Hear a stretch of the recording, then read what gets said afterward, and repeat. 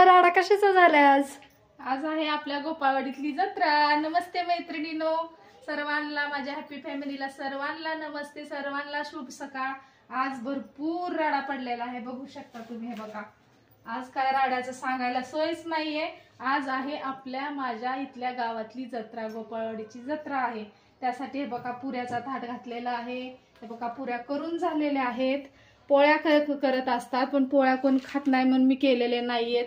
हे बघा मस्त अशी छान बटाट्याची भाजी केलेली आहे, कुरड्या तळलेला आहे, भात आणि गोड मध्ये मी श्रीखंड आणणार आहे। ही देवासाठी मस्त छोट्या छोट्या पुऱ्या केलेल्या आहेत।